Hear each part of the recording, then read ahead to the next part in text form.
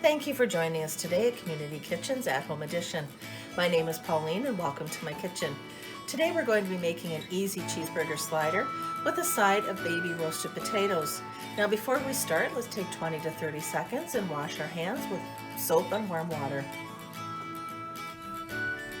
For the cheeseburger sliders, you will need 12 slider buns, 2 teaspoons of olive oil, a quarter of an onion, 1 pound of ground beef, salt and pepper to taste, 1 cup of low-fat grated cheese, and 1/4 cup of pickle, chopped.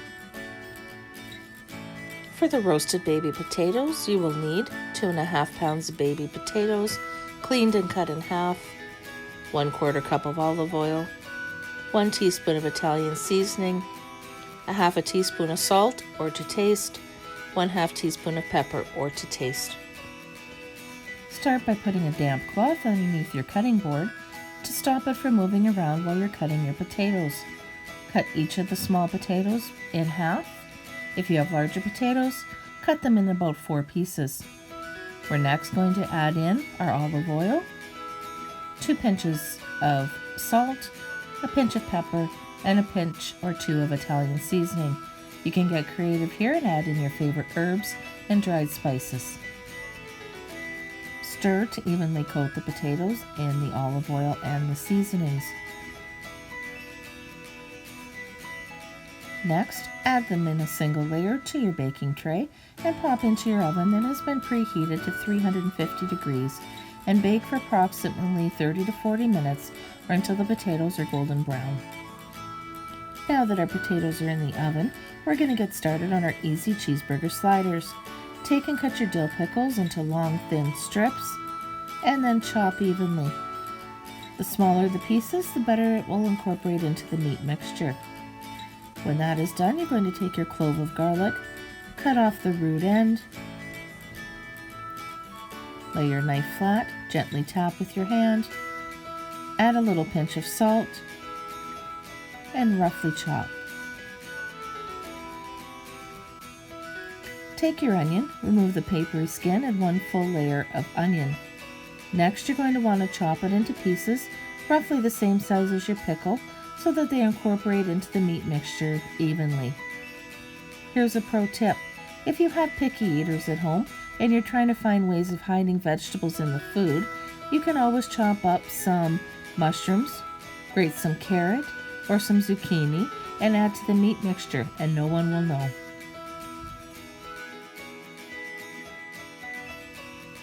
Heat a large, heavy fry pan over medium-high heat and add in your olive oil. Next, add in your ground meat. Now here's another pro tip. Cut into chunks like I have before adding to your frying pan. This helps to ensure that you will have no large chunks in your finished product. I have used extra lean ground beef, but feel free to use whatever your family favorite is for your burgers. You can use ground turkey, ground chicken, ground venison, ground moose, or any combination. Next, add in your onion and season with salt and pepper to taste. If you have other favorite flavors you love adding into your burgers, this would be the time to add them as well.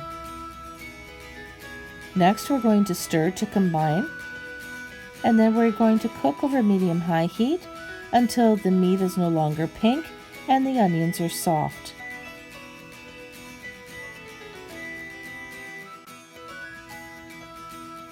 Now that our meat is no longer pink, we're going to stir in our chopped garlic. We're going to cook this mixture for about another minute to 2 minutes or until the garlic is soft and released all of its flavor. Once the garlic is soft, make sure to drain off all the excess liquid from your meat.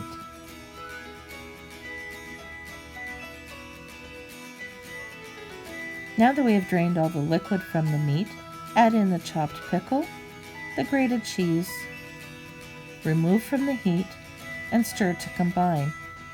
If your whole family likes the same toppings on their burgers, feel free to add your ketchup and mustard at this time as well. Using an extra large serrated knife, cut your buns in half, making sure not to pull any apart. Place these on a baking tray and add your meat mixture in a nice even layer. If you're going to be adding bacon or tomatoes, now would be the time to add it. Next, add the top half of the buns, and you're going to bake in a preheated oven that has been set at 350 degrees for approximately 3 to 5 minutes, or until the buns have started to toast.